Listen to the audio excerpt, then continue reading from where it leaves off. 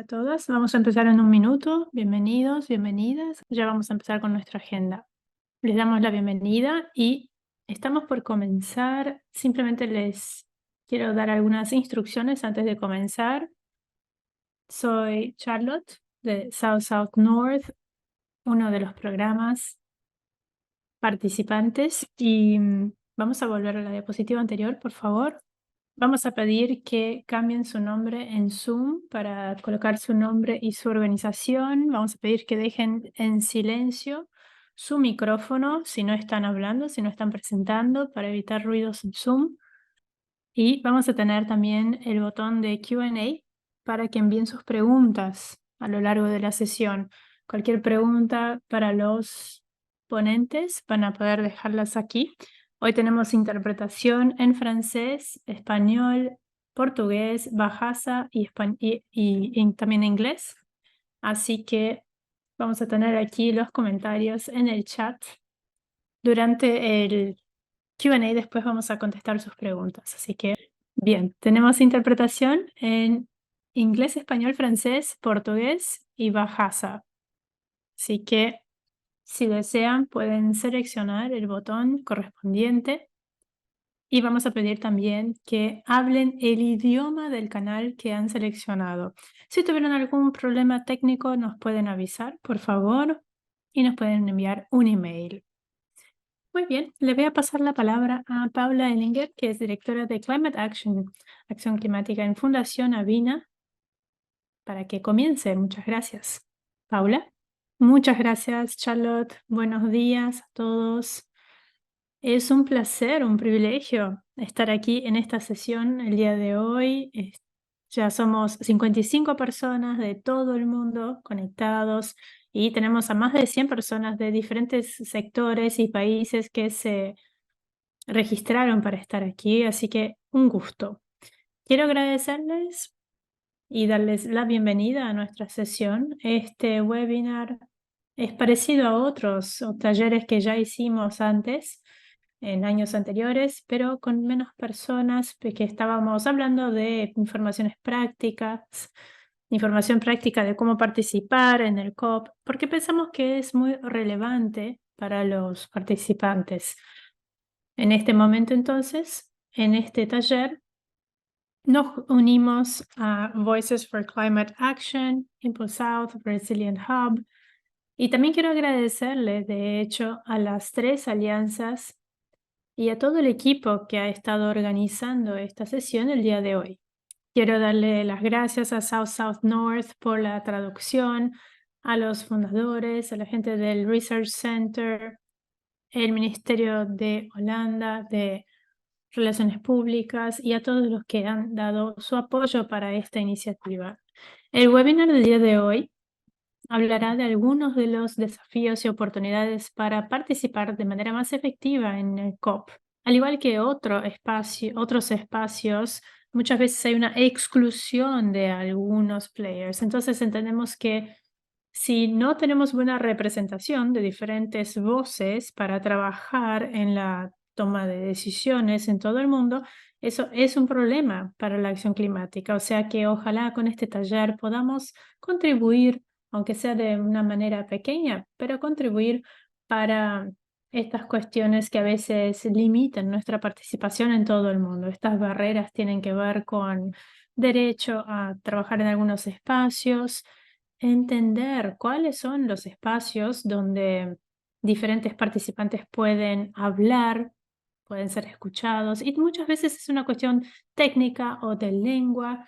Y en fin, yo pienso que con los excelentes oradores que tenemos hoy aquí, con Salim Cook, con Charlotte, con Lesego, en fin, con todos los oradores, van a tener muchos insights que van a ayudar con su trabajo en la COP. Así que ojalá nos veamos en el evento en diciembre. Muchas gracias, Charlotte. Muy bien, muchas gracias, Paula, por este mensaje. Realmente creo que hay mucho que queremos hacer hoy en nuestra sesión. Le voy a pasar ahora la palabra a Andrés, que es el gerente regional del programa brasileño del programa de acciones, está trabajando en las negociaciones desde hace 10 años más o menos, y hace poco publicó un libro sobre las negociaciones climáticas, así que un placer tenerlo aquí a Andrés Mogro. Muchas gracias. Gracias, Charlotte, y gracias a todas las personas que están aquí. Gracias por la invitación para participar en este taller. Yo voy a aprovechar que tenemos hoy traducción en varios idiomas y voy a hablar español a lo largo de mi presentación para que nuestros colegas en Latinoamérica también puedan escucharme y tener esta idea de cuáles son los desafíos de participar en el COP. Quiero empezar hablando de lo mismo que decía ahora Paula. Me parece que uno de los principales desafíos para participar en la COP tiene que ver muchas veces con la lengua, porque estos procesos, por lo general, se hacen en inglés y no es fácil tener una participación en otros idiomas.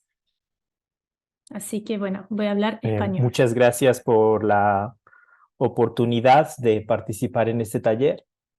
Yo voy a hacer una presentación sobre cómo participar en la COP, enfocándome principalmente en los dos roles que tiene la COP, en el rol desde las negociaciones, informalmente se le llama la zona azul, todo lo que tiene que ver con la Blue Zone, y me voy a enfocar también en la agenda verde, que también se suele llamar la Green Zone. Físicamente, el espacio de las COPs también suele estar dividido en una Blue Zone y una Green Zone. Aquí pueden ver, por ejemplo, el mapa de la COP 26 y el mapa de la COP 27, que tenían diferentes espacios para la zona azul y la zona verde, y en la COP 27 también un espacio de zona azul y de zona verde. ¿Qué es lo que significa participar en estos espacios que están divididos físicamente? Ambos espacios tienen un enfoque diferente. El espacio azul está mucho más enfocado a las negociaciones.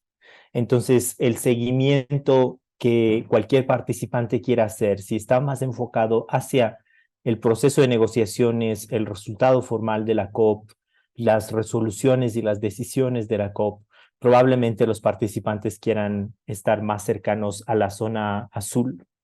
Y esta es la zona que está liderada por una participación gubernamental de negociadores, de delegaciones, de copresidencias, de declaraciones y más.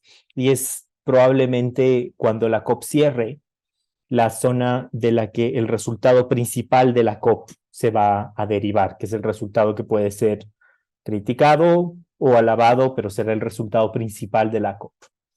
La zona verde, por otro lado, es una zona con una agenda paralela. Es una agenda que tiene, por un lado, pabellones y negocios, activismo, eventos paralelos y oportunidades importantes de networking.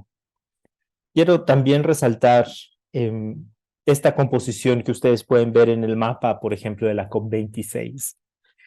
Con el transcurso de los años, la zona verde se ha estado haciendo cada vez más grande. Hemos tenido conocimiento de que en esta COP28 la zona verde va a ser 3 veces más grande que en la COP27. Y en la COP27 ya fue bastante grande. Entonces, todo el componente que tiene que ver con la agenda paralela de eventos, pabellones, negocios y networking va a ser mucho más grande y por tanto tiene un potencial mucho más grande de participación en los actores que puedan asistir a la COP. Con eso me quiero enfocar un momento en la zona azul, en las negociaciones, cuál es el contexto de las negociaciones, qué es lo que se negocia y por qué es tan difícil entrar a las negociaciones. Y para eso quiero hacer un recuento rápido de qué es lo que dice la Convención Marco de Cambio Climático, que es un texto de 1994, pero que sigue siendo relevante porque es de allí de donde se derivan los compromisos que los países siguen negociando hasta ahora. El objetivo principal de la convención, y esto es importante de tener en cuenta, es alcanzar la estabilización de la concentración de gases de efecto invernadero a un nivel que prevenga una interferencia peligrosa antropogénica en el sistema climático y que ese nivel se logre en un tiempo suficiente para que los ecosistemas se adapten naturalmente.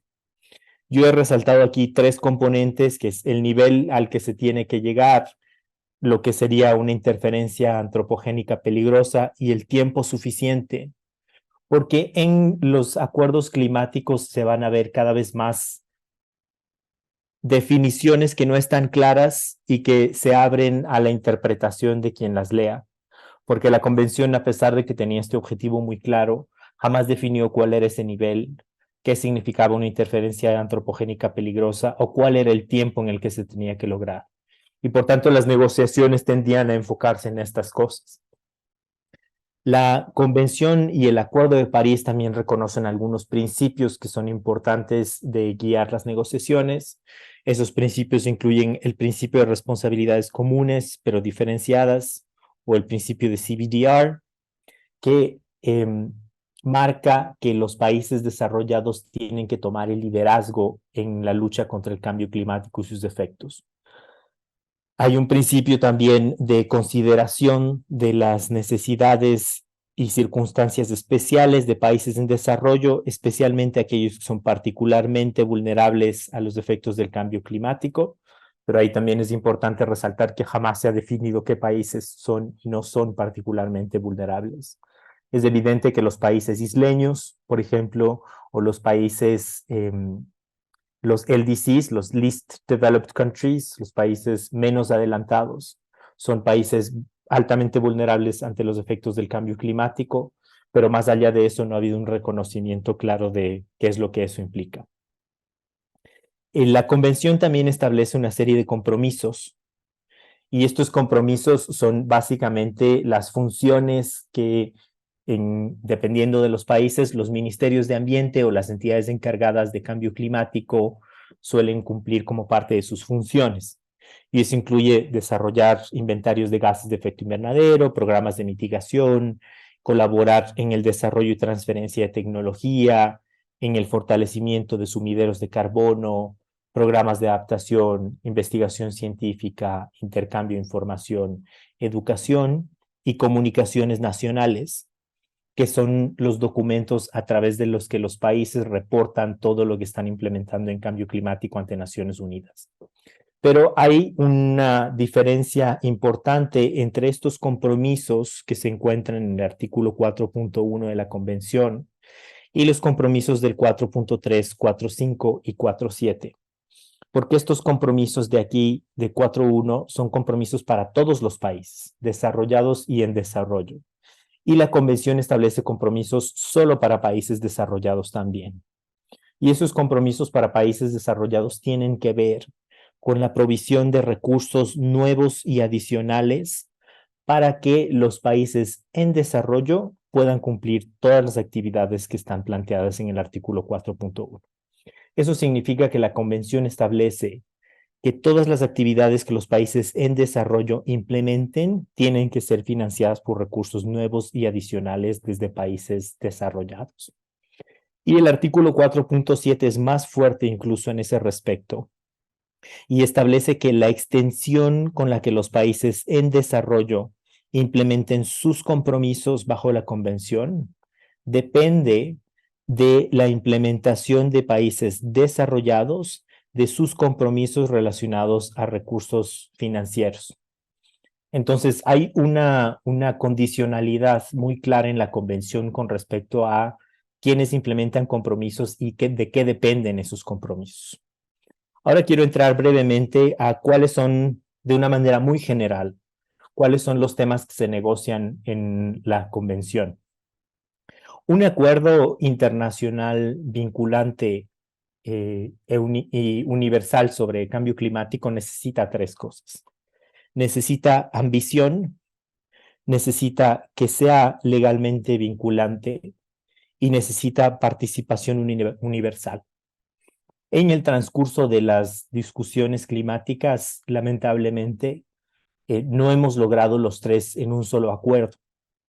Hemos tenido, en el caso de la convención, que es el primero de los acuerdos que llegó, tuvimos ambición y participación, pero durante todas las negociaciones de la convención hemos estado negociando exigibilidad legal.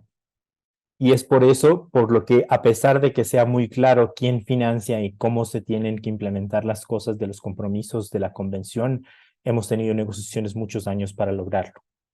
Después de la convención que llegó en el 94, tuvimos el protocolo de Kioto, y el protocolo de Kioto que llegó en el 97, pero arrancó en realidad en 2005, tenía ambición porque estableció compromisos top-down de reducir las emisiones con respecto a los niveles de 1990, 5%, y había una lista de países que estaban comprometidos a hacerlo.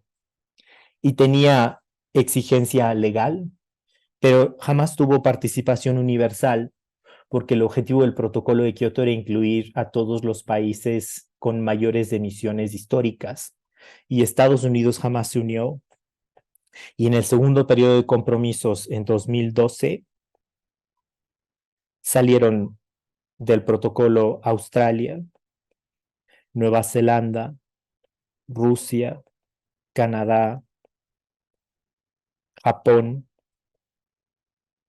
y eso dejó básicamente el protocolo como un instrumento de la Unión Europea, que no necesitaba de mercados de carbono para cumplir con su compromiso, y por eso los mercados de carbono cayeron en 2012. Y ahora tenemos el Acuerdo de París, que entra justo en el espacio en el que faltaba, en donde tenemos participación universal y tenemos exigencia legal, pero lo que le falta al Acuerdo de París es ambición, porque lo que el acuerdo establece es que los países planteen sus NDCs, pero que ellos mismos establezcan cuáles son sus compromisos y qué es lo que van a cumplir.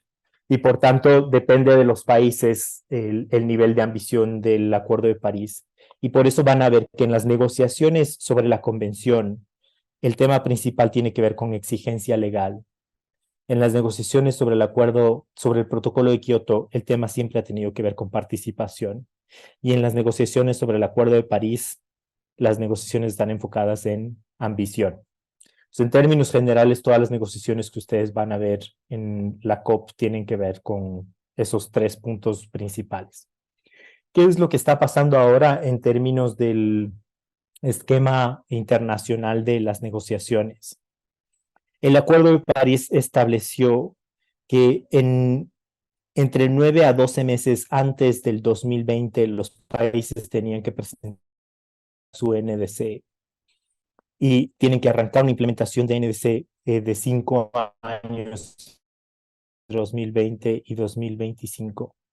A la par de eso, tienen que construir una nueva NDC, tienen que monitorear su NDC, tienen que presentar reportes bienales de transparencia, los famosos Biennial Transparency Reports, cada 2 años, comenzando en 2024, y tenemos que pasar por un proceso de evaluación global o el famoso Global Stocktake, que el primer Global Stocktake cierra en esta COP28 y será uno de los temas principales de las negociaciones. Pero este ciclo de políticas se está repitiendo cada 5 años, con ajustes entre uno y otro liderados por el proceso de Global Stocktake, hasta que podamos estar en una situación en la que digamos que el Acuerdo de París se ha cumplido. Ese es el esquema de las negociaciones climáticas ahora. Quiero muy brevemente abordar cuáles son las diferencias de posiciones en las negociaciones entre países desarrollados y países en desarrollo. Para los países desarrollados, la mitigación, es decir, la reducción de gases de efecto invernadero en la atmósfera, está al centro del objetivo de la política climática internacional. Y esa mitigación debería concentrarse en los emisores más grandes ahora y futuros, La movilización de recursos financieros tiene que ser un esfuerzo conjunto y hay un reconocimiento de que las fuentes de financiamiento públicas no son ni van a ser suficientes para el nivel de recursos que requiere la acción climática global.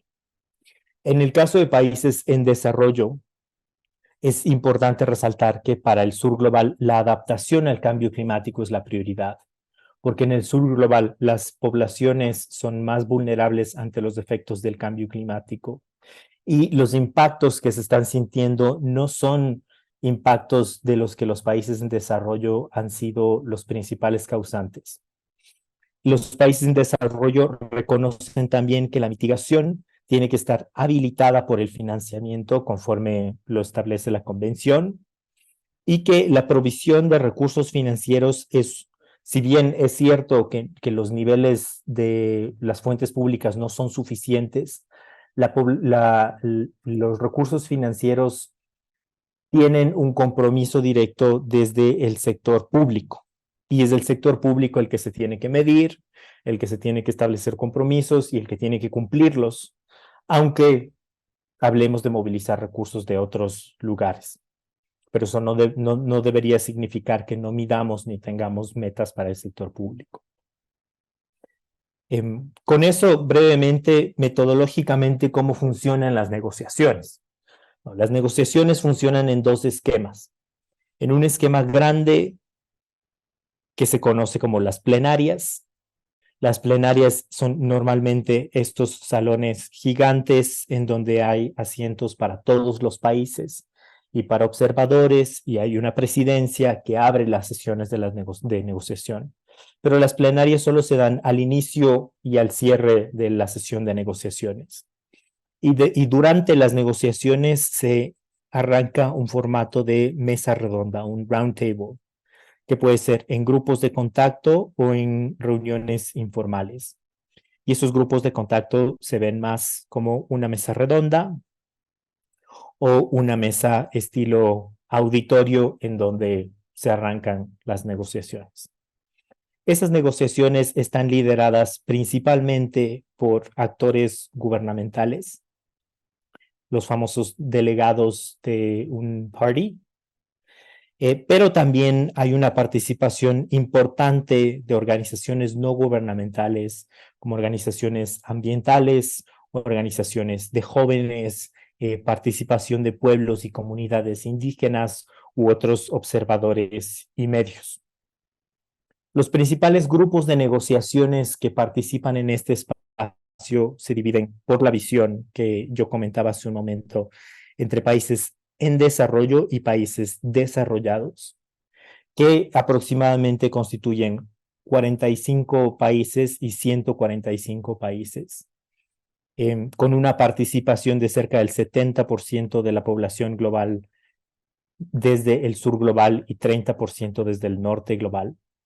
Pero en el contexto de las negociaciones, el número de participantes suele ser exactamente lo contrario. 70% de los participantes del norte global y 30% de los participantes del sur global. Eso es importante de resaltar porque la participación del sur global suele estar limitada por sus capacidades, sea financieras o técnicas, de involucrarse en estos espacios. Los grupos principales de negociaciones desde países desarrollados son el grupo Umbrella, que incluye a Estados Unidos, Australia, Japón, Rusia, Canadá. El grupo de integridad ambiental, el Environmental Integrity Group, que incluye a Suiza, México, Liechtenstein, Corea del Sur y Mónaco. Y la Unión Europea, evidentemente. Y desde el lado de países en desarrollo, el grupo más grande es el G77 más China, que incluye a todos los países en desarrollo, pero que también tiene subgrupos de negociación, y es por eso que a veces suele ser más complejo llegar a una posición común, pero no voy a entrar a detalle de los grupos y sus posiciones. Y cierro con esta última diapositiva, ya regresando a la zona verde de la COP, alejándonos un poco de las negociaciones y regresando a la agenda paralela que existe en la COP. Es importante resaltar que la COP de cambio climático es la reunión más grande en el sistema de Naciones Unidas. Cada COP tiene alrededor de entre 40 a 80,000 participantes en esas 2 semanas. Y eso significa que muchos de estos participantes van porque otros participantes también van a estar ahí. Entonces es un muy buen espacio para en una sola semana reunirse con participantes que estén basados en Indonesia, en Europa, en América del Sur, en África o en América del Norte, porque todos van a estar en el mismo espacio. Entonces es una oportunidad muy importante para generar esos vínculos. Y por eso es muy importante identificar las oportunidades para la COP con anticipación. ¿Cuáles pueden ser esas oportunidades, ¿no? Y cómo aprovechar esa oportunidad de estar en la COP? Y eso puede ser preguntándose a sí mismos 4 preguntas. La primera es, ¿queremos ir a la COP para hacer contactos? Y si es que queremos ir a la COP para hacer contactos, es importante que preparen información de contacto, como tener un posible espacio virtual en redes o en páginas web, tener eh, cartas de presentación, tener información impresa, pero identificar también en dónde utilizar esos espacios. Puede incluir eso, contactar con anticipación a organizaciones o actores con los que busquen reunirse. Y para eso la convención suele publicar lista de participantes, lista de eventos paralelos, lista de organizaciones que estén acreditadas como observadoras en la convención y sus puntos de contacto. Entonces se pueden ir haciendo contactos antes para concretar reuniones durante la COP. Y por último, si es que su objetivo es hacer contactos, pudieran preguntarse a sí mismos la posibilidad de invertir para aterrizar esos contactos, a través de un cóctel, a través de una cena, a través de un espacio de networking, que son espacios muy valiosos durante la COP. Una segunda pregunta que pudieran hacerse es, ¿queremos utilizar la COP para evidenciar lo que nosotros como organización estamos haciendo o cuál es nuestra visión, nuestro aporte al proceso? Para eso se pudieran plantear armar un evento paralelo oficial de la convención, pero estos eventos suelen ser organizados con mucha anticipación y en el caso de la COP el proceso cerró en junio. Pudieran participar en eventos de pabellones, porque hay pabellones, como yo mencionaba, varias organizaciones tendrán sus pabellones y sus propios eventos, entonces es importante identificar aliados que pudieran generar esa oportunidad. O pudieran preguntarse si es que quieren tener su propio espacio. Y su propio espacio incluye buscar presupuesto, contactar a los organizadores, asegurar temas de logísticas, preparar material y tener un propio espacio en el que posicionar una agenda. O se puede también organizar una conferencia de prensa. Esto se puede solicitar al secretariado de la convención, en la oficina de medios, y se organiza una conferencia de prensa in situ en el espacio de la COP. Pudieran preguntarse una tercera pregunta de si queremos influenciar la agenda global de negociaciones. Y para eso es importante generar incidencia desde coaliciones como Yungos, como CAN International, desde ENGOs, desde coaliciones de pueblos indígenas y más. Pero para generar incidencia sobre las negociaciones tienen que estar muy bien informados sobre la agenda y sobre el estado de negociaciones. Entonces, tienen que observar muy cercanamente lo que los negociadores están diciendo y actuar. La influencia sobre el proceso de negociaciones incluye demostraciones públicas, eventos, gacetas o newsletters o buscar espacios con decision makers para generar esa incidencia. Y finalmente pudieran preguntarse si es que quieren utilizar la COP para unirse a una alianza o a una iniciativa. Y ahí es importante identificar cuál puede ser esa alianza y comenzar preguntando a aliados. Algunas alianzas interesantes incluyen Race to Zero, Race to Resilience o el Resilience Hub en sí. Pero recuerden también que es importante, antes de unirse a cualquier alianza, consultar con sus sedes principales. Lo importante para participar a la COP, y cierro con esto, utilicen ese como un espacio para hacer que su voz sea escuchada. Y con eso cierro, dejo aquí mi contacto y quedamos desde Fundación Avina al servicio de de cualquier potencial participante para la COP28. Muchas gracias. Muchas gracias, Andrés. Fue una presentación muy importante. Nos da una buena presentación a lo que es la Convención Marco de las Naciones Unidas sobre el Cambio Climático y COP28. Si tienen alguna pregunta para Andrés, pueden ponerla en la parte de preguntas y respuestas aquí. Ahora pasamos al siguiente orador. Tenemos con nosotros al profesor Salim Haq, es director del Centro Internacional para el Cambio Climático y el Desarrollo, ICAD.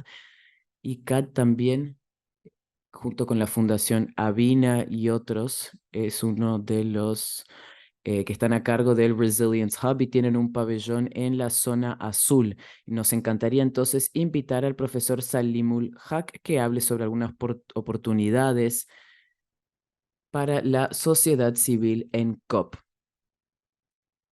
Muchísimas gracias, Charlotte, y gracias, Andrés, por esa presentación excelente y explicación excelente. Les pido disculpas, pero tengo un poco de tos. Bueno, voy a empezar contándoles por qué estoy aquí. Yo soy una de las pocas personas que ha estado en cada COP, o sea, he ido a las 27 COP. También debo añadir que yo no voy como negociador, yo no soy parte del gobierno, yo voy como observador. Yo voy como, digamos, investigador, voy con la insignia amarilla. Y yo soy consejero de uno de los grupos que les mostró Andrés, que es del grupo de de los países menos desarrollados. Son 46, la mayoría en África subsahariana, pero también en Asia. Y también incluye mi país, Bangladesh. Desafortunadamente, ninguno está en Latinoamérica. Pero este grupo es muy activo. Actualmente, el presidente de Senegal y yo trabajo como consejero. Y primero en consejero de adaptación y ahora pérdidas y daños. Entonces soy consejero para los que negocian, pero yo no negocio. Y algo que voy a compartir con ustedes es cómo veo la COP y cómo ha evolucionado en el tiempo, en los últimos 30 años, para ser específico. Bueno, lo primero que quería mencionar es que la conferencia de los partidos es principalmente una reunión de partidos de la convención, o sea, gobiernos que han firmado y ratificado el marco de las Naciones Unidas, que son todos los países, 195 países. Los gobiernos entonces se juntan en esta conferencia de partidos para ver el progreso. Por lo tanto, los principales negociadores son representantes de los gobiernos, de partidos, y son los que van a las principales negociaciones. Como dijo Andrés, nosotros los observadores no podemos entrar en esas salas de negociación. Bueno, entonces los negociadores, que son entre 5.000 y 10.000 representantes, como mencionó Andrés, el número del norte global siempre es mucho más superior, o sea, 2 veces más que el número del sur global, cuando hablamos de las negociaciones. Pero son los negociadores. Han estado negociando la convención y su implementación. Al principio teníamos el protocolo de Kioto, pero en el 2015, en París, en la conferencia número 21, se hizo realmente un gran avance con el Acuerdo de París, que, como ya lo dijo Andrés, la idea era mantener la temperatura específica y teníamos aquí una cantidad específica de dinero también de los países. No estamos todavía de acuerdo con lo que se puso como objetivo, como se había fijado, pero se van a implementar. Vamos a revisar para el COP28 en Dubái. tener una redefinición. Pero una cosa muy importante ocurrió con el Acuerdo de París, me parece. Y eso es que el Acuerdo de París destrabó, digamos, quiénes tienen que estar participando realmente en la implementación. O sea, hasta llegar al Acuerdo de París necesitábamos que los gobiernos y los jefes de gobierno llegaran a algunos acuerdos. Tenían que participar para que nosotros tuviéramos ese acuerdo. Y se hizo. Una vez que se llegó a ese acuerdo y teníamos el Acuerdo de París,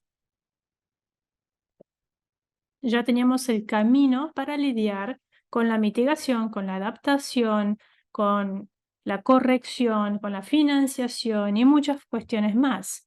Y ese camino lo puede ingresar cualquier país a ese camino. Tenemos la licencia ahora para implementar el Acuerdo de París. No tenemos que pedir autorización a un ministro o a un presidente, no importa dónde estemos, qué queremos hacer, realmente tenemos el poder a través del Acuerdo de París de hacerlo. O sea, cualquier ciudadano en el planeta está empoderado, digamos, para hacerlo. Ya no necesita autorización de nadie.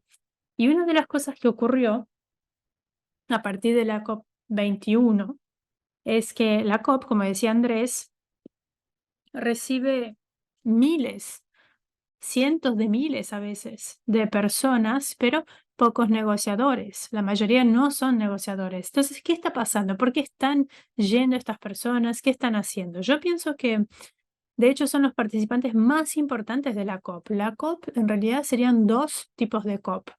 La primera sería la COP de los que hablan, de los que negocian, que simplemente hablan, hablan, hablan, muchas veces toda la noche, muchas veces todo el día, necesitan un día extra, siguen hablando y al final tratan de llegar a alguna decisión en el papel, pero el papel no significa mucha cosa porque después no se implementa. O sea que los negociadores son los que van a hablar, son realmente los que hacen la COP de los que hablan. Y el resto de las personas sería la COP de los que hacen, o sea, la COP de la zona verde, azul, la zona de networking, como decía Andrés, es la COP de las personas que quieren hacer algo. O sea, si pensamos en lo que sea, en pueblos indígenas, en mitigación, en acciones, en lo que sea, vamos a ver siempre personas, aliados, trabajando en eso en todo el mundo y vamos a tener la oportunidad de hacer buen networking también. Y también el programa de resiliencia, por ejemplo, que ya tenemos desde hace algunos años, es uno de los lugares donde se puede hacer networking, donde se puede conocer más gente. Y ahora, de hecho, en la presidencia de la COP tenemos un tema para cada día de la COP. Estos temas de mitigación, de agricultura, por ejemplo, de salud. Este año se va a hablar de eso. Eso no tiene que ver con las negociaciones, no va a tener ese tipo de conexión, sino que son temas para las personas que están haciendo algo en la agricultura, en la salud, en lo que sea. Y es una manera como para que estas personas se unan y te hagan anuncios. O sea, un acuerdo entre gobiernos, un acuerdo del sector privado, de ONGs, del sector académico. O sea, diferentes partes, diferentes sectores que se unen en todo el mundo para compartir lo que están haciendo en términos de acción para lidiar con los cambios climáticos. O sea que son personas que están actuando. Está la COP de los que negocian y hablan y está la COP de los que realmente hacen cosas. O sea, si queremos impactar las negociaciones, yo creo que necesitaríamos hablar con los negociadores de nuestros países. Antes de llegar a la COP, hablen con estos negociadores de sus países, hablen con ellos también durante la COP, cuando estén ahí, para darles su consejo porque son las personas que están dentro de la negociación. O sea, nosotros estamos fuera, nosotros lo que podemos hacer es enviarles mensaje a los negociadores, hablar con ellos. Y esos negociadores de cada país van a continuar con esa negociación. O sea, invítenlos a tomar un café, a hablar, pregunten qué está pasando, qué están haciendo y hablen sobre lo que ustedes quisieran que se implemente, porque ustedes son representantes. Muchas veces tenemos la chance de realmente formar parte de una delegación. Hay muchos gobiernos que trabajan con ONGs, con jóvenes en sus delegaciones. Eso es interesante. Y eso permite también una participación mejor en la negociación. Uno no puede hablar, pero por lo menos puede ir a las reuniones, puede escuchar. Eso lo he visto, es interesante. Si pueden hacerlo, lo recomiendo también para que estén dentro de las negociaciones. Y finalmente, quiero decir que para afectar las negociaciones, para impactarlas, uno tiene que ir físicamente a la COP. Todo el mundo quiere ir a la COP, ¿no? Ir a la COP es algo bueno, es interesante, es una buena oportunidad de networking, pero si uno quiere realmente seguirla, no tiene que ir necesariamente. En los últimos 2 años, mi centro aquí en Bangladesh, en mi centro, estuvimos haciendo un curso en línea corto que se llama Seguir la COP sin ir a la COP. Nosotros, si quieren participar, nosotros tenemos estas sesiones en línea, pero capaz que el horario es un poco difícil, no es tan bueno para quienes están en las Américas, pero en fin, es algo que puede ser interesante para muchas personas. De hecho, si quieren participar, voy a dejar el sitio acá en el chat, pueden enviar un email y pueden entrar al sitio para saber más. Básicamente esto permite que ustedes vean un aspecto, no todo. Tienen que elegir un aspecto para seguirlo. Nosotros elegimos, por ejemplo, lo que es pérdidas y daños, o tiene un colega que es negociador senior en finanzas que sigue el aspecto de finanzas, otra persona que sigue lo que es adaptación, porque es negociador senior de adaptación. O sea, tenemos 3 tracks, tenemos 3 aspectos que vamos siguiendo en la COP y después cuando termina la conferencia hacemos un informe, hablamos con los participantes. Los participantes del curso tienen que elegir un tópico, seguir ese asunto y después hacer un pequeño resumen de qué pasó, de qué se habló y les damos un certificado si aprueban esa prueba. O sea que uno puede seguir la COP sin necesariamente ir a la COP. Muchas gracias. Muy interesante la caracterización de los 2 tipos de COP, ¿no? La COP para los que hablan, para los que hacen.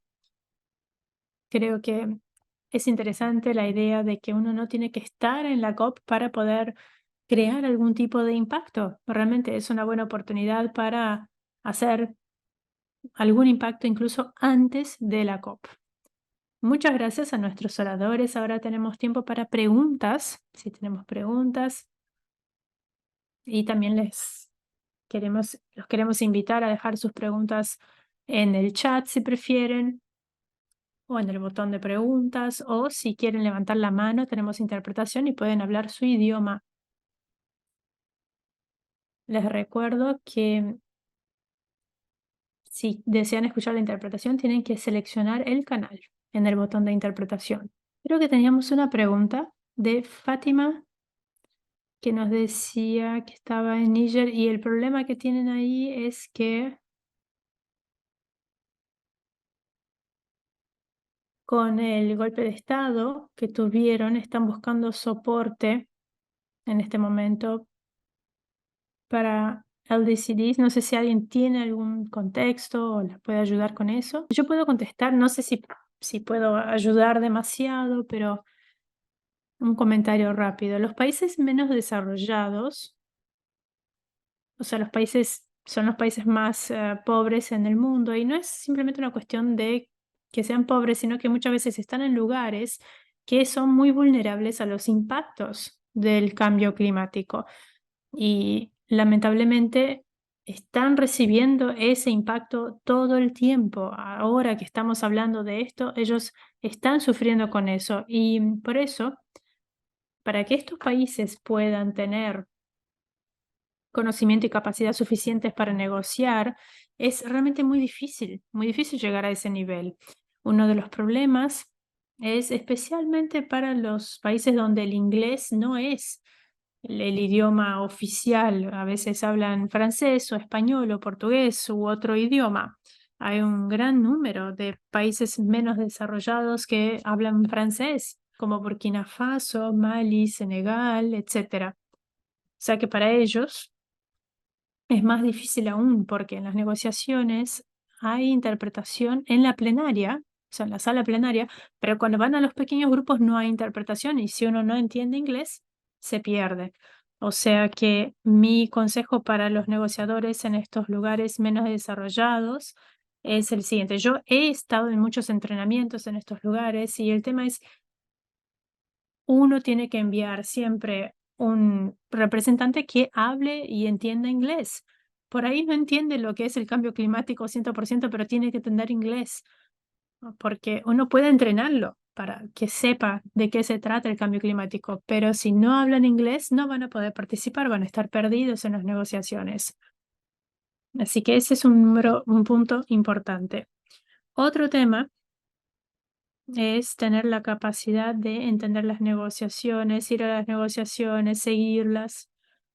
Es bastante complicado, tarda mucho tiempo, mucho esfuerzo, no es fácil entender.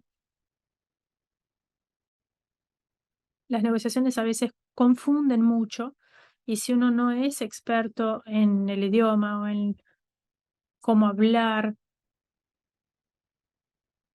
todo eso puede confundir. Así que muchas veces los países más pobres no tienen ese tipo de conocimiento. Es una pena. Excelente. Realmente hemos visto ese tipo de desafíos y claro, uno tiene que llevar a un intérprete muchas veces, pero eso necesita también una plaza más, ¿no? Necesitamos un puesto más, una persona que acompañe, en fin, es difícil. Bien, tenemos una pregunta creo que para Andrés, a ver.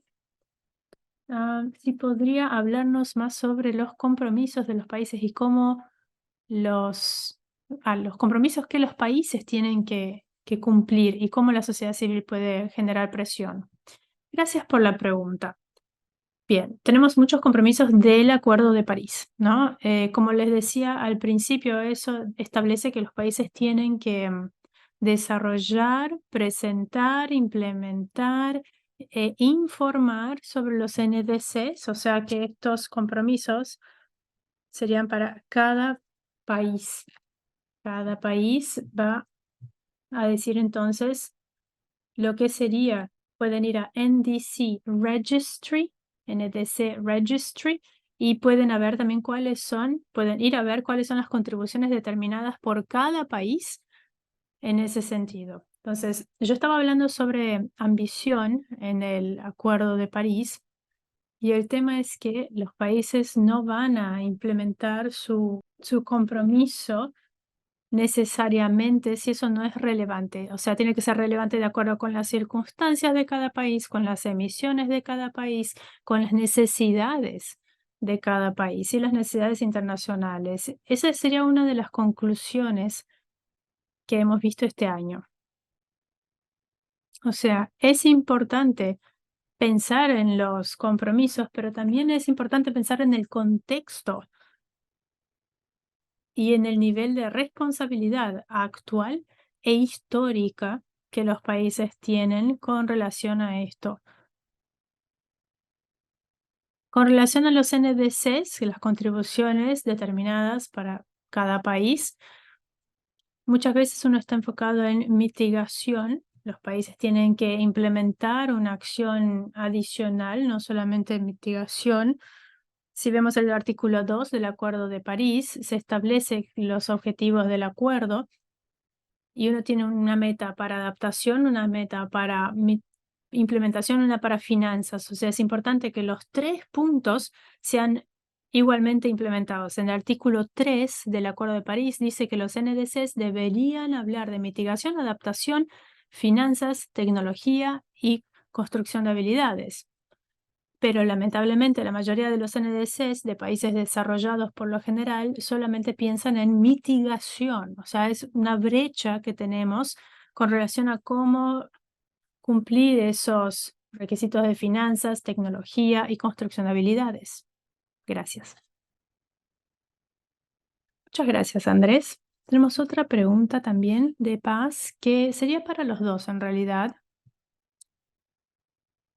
ella nos habla de cuáles serían los puntos más relevantes o los problemas principales en las negociaciones para la COP28. ¿Qué les parece que van a hacer? Como lo comenté antes, yo me enfoco mucho en lo que serían, yo me enfoco mucho en lo que serían las pérdidas y los daños asociados, y yo pienso que para mí la gran prioridad es ayudar a las víctimas que están sufriendo con los impactos en este momento del cambio climático. Hace pocos días en Libia más de 10.000 personas murieron por una inundación y las personas están estudiando ahora qué pasó y dijeron que era 50 veces más que este tipo de evento es 50 veces más común que pase por causa del cambio climático. O sea, eso ya está pasando y podemos asignar estos impactos porque hay un aumento de más de 1,5 de temperatura. O sea, eso no se pudo evitar.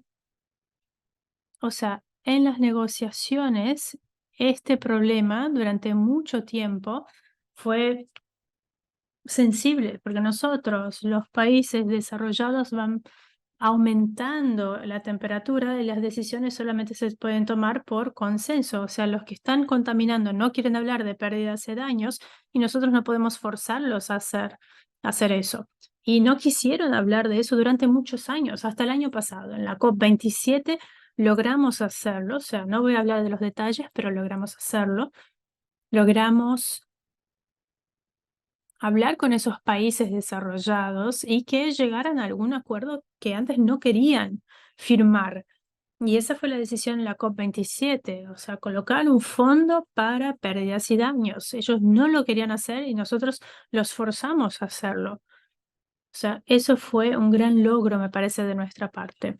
Ahora tenemos que hacer que eso sea funcional. O sea, el proceso para hacerlo es tener un comité con 24 miembros, un comité de transición. Muchas veces tienen reuniones, tienen varias reuniones antes de la COP, hablan de las recomendaciones. En la COP28 van a tener que decidir qué van a ser los próximos pasos. Como decía, yo estoy hace mucho tiempo pensando en este proceso, sé cómo funciona y sé que es muy lento. Este comité no va a terminar el trabajo, van a llegar a la COP28, van a decir, bueno, hicimos algo, pero necesitamos más tiempo para hacer lo demás. Y van a pedir más tiempo. Y el tiempo no lo tenemos, no tenemos tiempo. O sea que la presidencia de COP28, Al-Jaber, tiene un grupo de recomendaciones, de hecho me invitaron para ser miembro y yo estuve de acuerdo. Cuando yo dije que sí a estar ahí como uno de los representantes, dije, yo tengo una agenda, yo digo que uno tiene que crear un fondo de daños, de pérdidas en Dubái para la COP28. No podemos dejarlo para después, dejarlo para la COP29. Decir, ah, hicimos algo de progreso, pero eso no lo hicimos. No, tenemos esta responsabilidad. El comité de transición no lo va a hacer.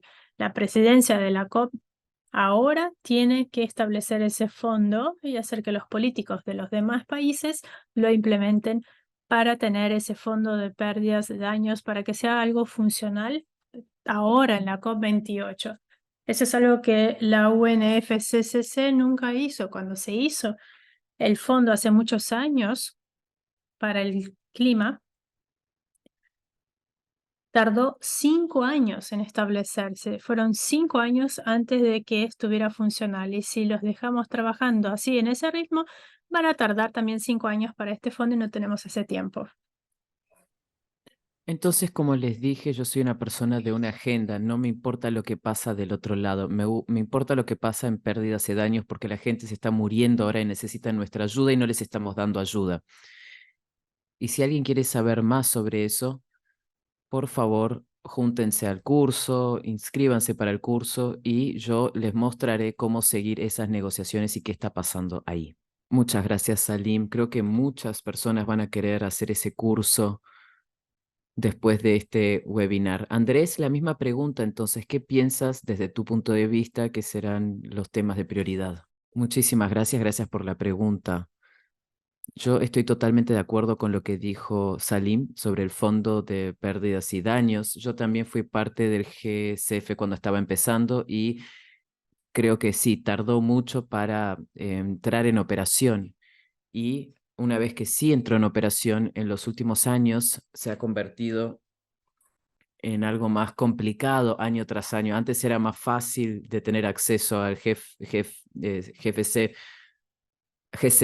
antes que ahora. No voy a hablar del otro fondo. Lo único que querría decir son dos cosas sobre los resultados de COP28. Primero, que esta es la primera COP que finaliza un proceso de Global Stock Take. El GST es un proceso bajo el artículo 14 del Acuerdo de París y empezamos este proceso de GST hace unos años y es el único proceso dentro del Acuerdo de París que permite que haya una completa participación de la sociedad civil y de participantes no gubernamentales. Se han hecho muchos diálogos técnicos y no técnicos y también hay lugar para que los actores no gubernamentales entreguen información que tiene que ver con el proceso. Y nosotros también sabemos que los resultados de este proceso de GST no van a estar alineados con lo que nos dice la ciencia, entonces tenemos que tener esto en consideración y en cuenta. Tenemos que saber que los resultados de GST son urgentes en términos políticos y necesitamos que los resultados se tomen en cuenta el año que viene también y tenemos que seguir eso y garantizar que los resultados son tan robustos como deben ser. Otro tema de la agenda de negociación tiene que ver con el proceso del establecimiento de una meta en finanzas climáticas. Esto fue algo que se decidió en el Acuerdo de París, de que se debe finalizar a fines de 2024, entonces no concluye este año, pero es la última chance que tenemos para llevar, o sea, para que ese proceso llegue a algo que no es solo político. La meta actual en términos de finanzas climáticas, o sea, los 100.000 millones, ¿no? Esto es resultado de un proceso político. Entonces no toma en cuenta las necesidades y prioridades de países en desarrollo. Y es importante que la meta colectiva del año que viene sí incluya eso. Se habrán hecho 7 diálogos técnicos sobre este nuevo proceso de la meta colectiva y tenemos que garantizar que la decisión que sale de COP28 va a incluir algunas de estas conclusiones de los diálogos. Esto es algo que no pudimos hacer en COP27, pero es muy importante que lo hagamos en COP28 porque será imposible llegar a fines del año que viene y recordar qué pasó en el diálogo técnico hace 3 años cuando la intención era diferente, era un proceso no solo político. Entonces, por eso me gustaría destacar el proceso de esta meta cuantificable colectiva. Muchísimas gracias, Andrés. Veo una pregunta aquí de Teo y creo que muchos nos hacemos la misma pregunta. O sea, hay tantos eventos y eso realmente puede ser abrumador. ¿Qué recomiendas a los participantes para que puedan aprovechar al máximo? Empezamos con Andrés y después Salim. Sí, es verdad que hay muchas cosas pasando a la misma vez en COP. Entonces, yo lo que diría es, elige una vía y enfócate en esa vía y tal vez habla con colegas que están siguiendo otras vías y que te informen lo que está pasando en esas vías. Entonces, por ejemplo, si estás siguiendo las negociaciones, bueno, las negociaciones se dividen y se organizan en diferentes vías. Entonces, puedes seguir, por ejemplo, las negociaciones de adaptación, que en esta COP van a incluir la meta global de adaptación o negociaciones de mitigación, que incluyen en esta COP el programa de mitigación de Sharm el Sheikh u otras negociaciones que tienen que ver con la meta colectiva o el proceso financiero a largo plazo, o también se pueden seguir las negociaciones de ambición o Global Stock Take, o la plataforma de comunidades y personas indígenas. O sea, yo lo que les sugiero es elegir una vía e ir a todas las sesiones porque ahí vas a empezar a sentir, vas a poder empezar a entender todo. Y si no puedes hacer eso, Tal vez puedes participar en reuniones de la sociedad civil que van a dar una actualización de todo lo que está pasando en las negociaciones.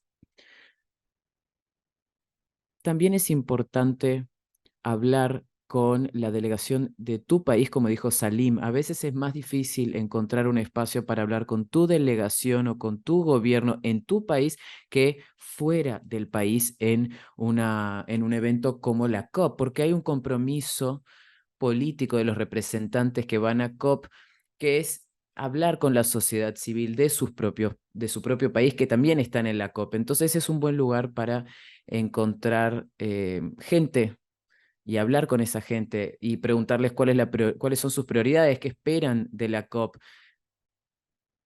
y después pedir una reunión para una semana después de la COP. Así tienes una actualización. Es una gran oportunidad que tienen durante la COP. Muchas gracias, Andrés. Salim creo que se fue, salió, su conexión no debe estar muy buena. Bueno, antes de seguir, ahora tenemos otra sesión, vamos a hacer un panel y después tendremos otra sesión de preguntas y respuestas. Pero antes de seguir, yo sé que el Resilience Hub también tiene una oportunidad para que la gente comparta historias de resiliencia. Creo que es en video. Me gustaría, a ver, Teo, ¿será que puedes contarnos un poquito más de eso? No sé si estás por ahí, Teo. Sí, gracias, Charlotte. Muchísimas gracias por brindarme esta oportunidad. Yo soy Teo Backrack y soy del equipo de Resilience Hub y vamos a estar en COP28. Es un espacio físico, entonces si van a la COP en persona y quieren un espacio para encontrarse con gente, el Hub de Resiliencia está ahí para ustedes, para que lo usen. Vamos a tener agua, café, sillas cómodas, espero, y también estamos disponibles en línea como plataforma. Todos pueden juntarse, solamente tienen que registrarse una vez y pueden seguir toda la información por ahí. Yo lo que pido es que, bueno, el Resilience Hub se centra en amplificar ideas e historias sobre la resiliencia climática y la idea es que vengan de diferentes lugares para que tengamos diferentes perspectivas y tenemos la oportunidad antes de COP28 y en COP28 de justamente mostrar las voces de la diversidad y personas que están realmente haciendo cosas para luchar contra el cambio climático. Entonces, si quieren enviar un video corto de 30 segundos a 1 minuto, donde nos cuentan sus ideas sobre la resiliencia climática, bueno, el Hub de Resiliencia después puede mostrar eso, o sea, como somos una plataforma para eso. Entonces pueden entrar en contacto conmigo o con mis colegas porque nos encantaría tener todas las voces posibles, contándole a la gente en COP por qué tenemos que actuar más para que ayudar a las comunidades a ser resilientes a los cambios climáticos que ya están impactándonos, como dijo Salim. Muchísimas gracias, Charlotte, por darme la oportunidad de compartir esto sobre el Resilience Hub. Muchas gracias, tío. Lamento haberte hecho hablar, eso no estaba en el guión. Pero muchísimas gracias. Bueno, gracias Andrés y Salim también por sus presentaciones. Fueron presentaciones increíbles y gracias por los insights y por el tiempo de ustedes. Ahora tenemos un panel muy interesante. Andrés habló de hablar con las plataformas que estén ahí en COP. Así que hoy tenemos a 3 personas que tienen experiencia con diferentes plataformas y van a hablar con nosotros sobre esas plataformas y de qué tratan y cómo funcionan y qué están tratando de alcanzar y cómo ustedes que participan en COP pueden también participar durante el evento o tal vez en otros momentos también durante el año. Entonces, primero me gustaría darle la bienvenida a Carla Mas, que es del Climate Action Network, que es parte de ENGO, la ONG ambiental. Queremos que compartas tus ideas sobre cómo los electores potenciales pueden representar en COP y cómo hacen en la Convención Marco de las Naciones Unidas sobre el Cambio Climático. Carla, ¿puedo hablar en español? Sí. Bueno, voy a hablar en español entonces. Muchas gracias por la invitación y muchas gracias a todos por el espacio y por la posibilidad también de compartir cómo CAN en particular se articula y se ha venido articulando. Creo que es importante mencionar, bueno, que CAN es uno de los constituencies de los observadores, entonces, y es parte de la constituency que se conoce como ENGO, o sea, esas son las siglas, ¿no? ENGO, que es el acrónimo de Environmental NGOs. CAN no es el único representante, como, sí, no es la única organización que representa a los ENGOs, sino hay otra organización que se llama DCJ, o ese es el acrónimo, que es Demand Climate Justice. Entonces son dos organizaciones que son los puntos focales para ese grupo observador. Eso es importante como distinción. Y obviamente a lo largo del tiempo, CAN y DCJ han ido de manera creciente y afortunadamente articulándose mejor para tener una visión común como un grupo observador. Pero eso ha sido un proceso interno, digamos, de colaboración, de articulación y de cohesión, que ha ido variando en el tiempo. En particular, yo les quiero comentar un poco sobre CAN, que es el espacio que conozco mejor, y contarles un poco entonces a quienes representan, etcétera. Entonces, CAN es también el acrónimo el nombre de una red, o sea, Climate Action Network. Entonces, es una red de aproximadamente 1.300 organizaciones que se articulan a través de de una estructura que es a través de nodos. Entonces, hay nodos regionales que responden a la articulación de organizaciones de la sociedad civil, ONGs mayoritariamente de una región, y organizaciones nacionales que responden a la articulación de ONGs o organizaciones de la sociedad civil de un país. Y la distinción de una y otra se da por, digamos, el pulso y el ímpetu que tengan las organizaciones en los distintos espacios. Entonces vemos, por ejemplo, que en Estados Unidos hay un CAN USA, pero en cambio en América Latina hay un CAN Latinoamérica, que es yo trabajo directamente apoyando a CAN América Latina.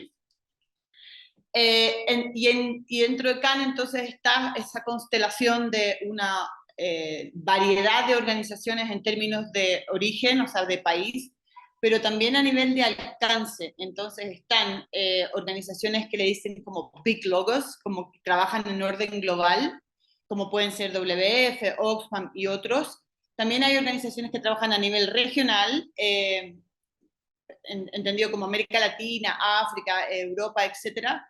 Hay organizaciones que trabajan a nivel nacional y dentro de las organizaciones que trabajan a nivel nacional, obviamente hay una variedad y quizás las podría distinguir rápidamente entre esas que hacen trabajo de incidencia política más a nivel de los gobiernos y hay otras organizaciones y pasa mucho en particular en América Latina y en África, que hay muchas organizaciones que hacen trabajo local, territorial, con comunidades, trabajando en proyectos directamente para fortalecer resiliencia y, y aumentar, digamos, la capacidad de respuesta y adaptación a los impactos del cambio climático.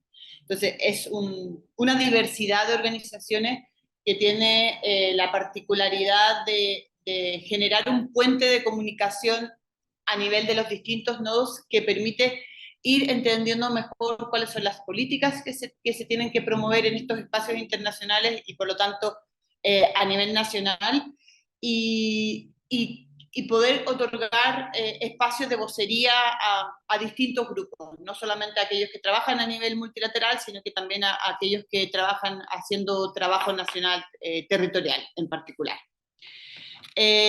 Quizás por qué es importante, y de ahí voy a parar el monólogo, si es que me avisas por el tema del tiempo. Yo creo que hay varios elementos de por qué es importante, digamos, esta articulación de organizaciones de sociedad civil, pero voy a destacar 4. Uno es que, como lo comentaban los panelistas anteriores, que el proceso de la COP, o la COP, que es la Conferencia de las Partes, es la instancia cúlmine de un proceso de negociación que tiene un año de duración.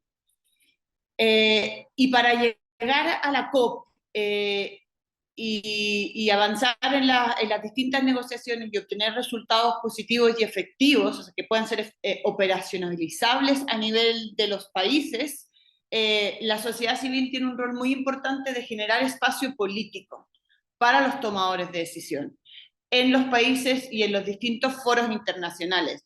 ¿Y cómo lo hace? Movilizándose, entregando propuestas, etc. Entonces, abre espacio político y también abre espacio público. Lo vimos la semana antepasada o pasada con 50 países hubieron acciones para promover el abandono de los combustibles fósiles. Y eso es parte de lo que hace sociedad civil para que los tomadores de decisión y los que están en los espacios de poder sientan que hay espacio público para poder tomar esas decisiones y también sientan una presión directa respecto de lo que demanda la ciudadanía. O sea, hay un rol muy clave en eso. Obviamente hay una otra función que es muchísimo más ligada al proceso de la negociación, que es a través de la generación de propuestas o submissions en todas las instancias que se solicita. Entonces, como lo comentaba Andrés, cada uno de los negotiation issues tiene procesos en los que pide tanto a los grupos observadores como a los países inputs. Entonces, sociedad civil, y en este caso CAN, como una constituency y como una organización acreditada dentro de la COP, presenta propuestas, ideas, visiones a través de esas submissions que van directamente al pool de inputs para los distintos procesos de negociación. Y también, no solamente en este caso CAN se queda en ese espacio formal, sino que lo que buscamos como red es que cada uno de los nodos o de las organizaciones nacionales pueda tener una conversación y un vínculo directo con los negociadores nacionales o con los negociadores de los grupos en los cuales su país forma parte. Porque precisamente en esos vínculos es donde nosotros podemos presentar nuestras propuestas, hacer demandas, extender las reclamaciones de sociedad civil para que lleguen a la COP los negociadores con nuestros insumos y también conociendo lo que sociedad civil de sus países quiere. Entonces, esa oportunidad de vinculación previa a la COP es realmente el espacio, a mi parecer, donde las organizaciones que están interesadas en participar en estos procesos tienen como su espacio natural. Es un espacio nacional con sus negociadores a esa escala, y luego, digamos, vamos escalando al proceso multilateral. Pero si no fortalecemos esos vínculos a nivel nacional, la posibilidad de incidir es menor. Y creo que, por último, comentar respecto de eso que ya hice alusión, pero que es este puente que existe en particular en CAN respecto de organizaciones que trabajan a nivel local, nacional, regional y global, y cómo la información fluye de arriba para abajo y de abajo para arriba. Entonces, organizaciones que obviamente que trabajan más a escala nacional pulsan la implementación de lo que ocurre a nivel internacional, que tiene que estar alimentado precisamente por las visiones y propuestas de esos grupos. Y al revés, las organizaciones que trabajan a nivel internacional permiten generar estos espacios e incidencia para facilitar el trabajo nacional. Entonces hay un espacio como de vinculación interesante y que cada vez se ha ido potenciando más, precisamente reconociendo la importancia que tiene el trabajo en cada uno de estos niveles de acción y de incidencia. Y por ahí lo dejo, si es que hubiera alguna pregunta, feliz de tomar. Lo comentaba, CAN es una red y se articula durante todo el proceso, o sea, a nivel del año, en los distintos espacios de incidencia que no solamente son exclusivos a la agenda de la Convención de Cambio Climático, sino que tiene mucho que ver con G20, con espacios de Banco Internacional, como que ya vemos que hay una constelación muy grande de actores que tienen implicancia en la transformación, ¿no? En los espacios de transformación. Entonces, llegando hacia la COP, creo que mucho más sencillo es si es que formamos parte de un proceso hacia la COP, ¿no? De cualquiera de estos procesos que sea y en cualquiera de los niveles. Y es mucho más sencillo si somos parte de algún nodo, ya sea regional o internacional, porque ya vamos a tener contacto con las personas que están llevando los distintos asuntos de la negociación o vamos a conocer cómo son las dinámicas de trabajo, etc. Pero si eso no es así, y yo puedo referirme más a cómo se da ese trabajo previo y durante la COP, pero quizás en la siguiente intervención, pero si eso no es así, si no formamos parte de la red necesariamente, lo que yo sugeriría es que dependiendo de dónde estemos basados, que tomemos contacto con el nodo que forma parte de CAN.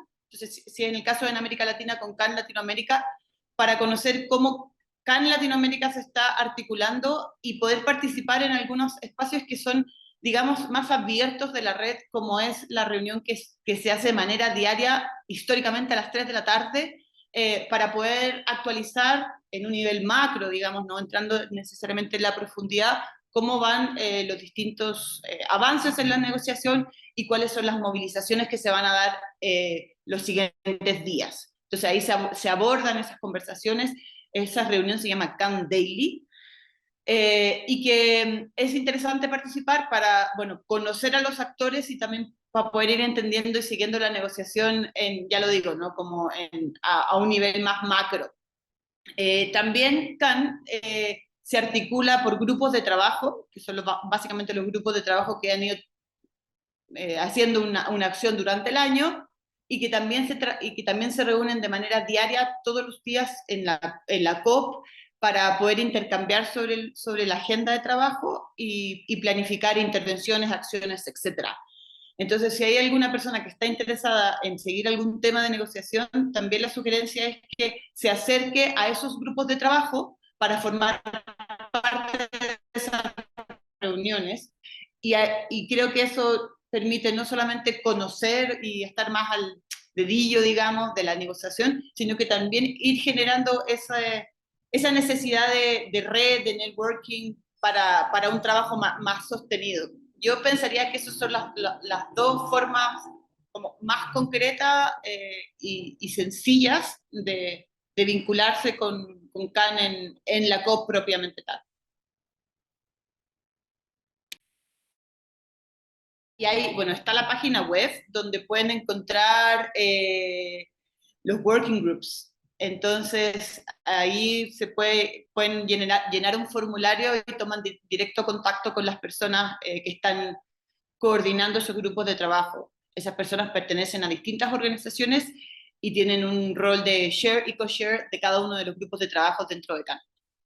Y que obviamente les van a dar la bienvenida a participar. Muchas gracias, Carla. Muy interesante y creo que muy práctico también para las personas que van a ir a la COP o que se están preparando para eso. Bien, ahora vamos a pasarle a nuestro siguiente invitado. De hecho, nuestra siguiente invitada, Faith Lumonia, que es líder para justicia económica en Akinamamawa, África, nos va a hablar sobre algunos temas aquí y su experiencia. Faith, muchas gracias. Gracias, Charlotte. No sé si ven mi pantalla. Sí.